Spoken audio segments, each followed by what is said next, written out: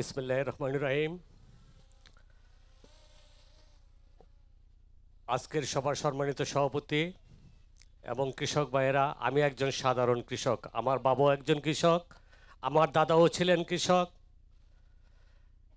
আমরা এই দেশে স্বাধীনতার পর প্রায় 100 বেশি রাজনৈতিক দল আছে।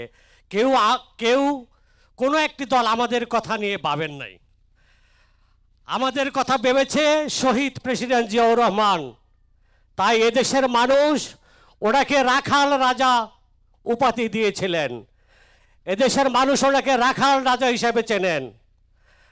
আজকে আমি এই কাপাসিয়া কৃষকের পক্ষ থেকে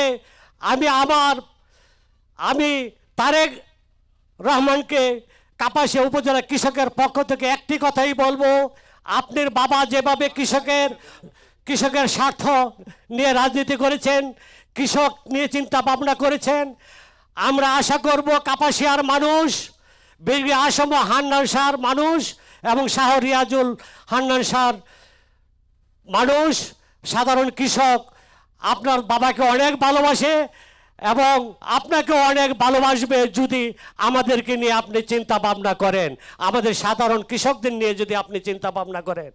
আমি মনে করি আপনার বাবাকে রাখাল রাজা উপাধি দিয়েছিল। এই কাপাসিয়ার মানুষ এই মঞ্চ থেকে আপনাকে রাখাল রাজা নয়, আপনাকে রাখাল সম্রাট হিসাবে এই বাংলাদেশে আপনার পরিচিতি লাভ করবে ইনশাআল্লাহ। অসংখ্য ধন্যবাদ আপনাকে।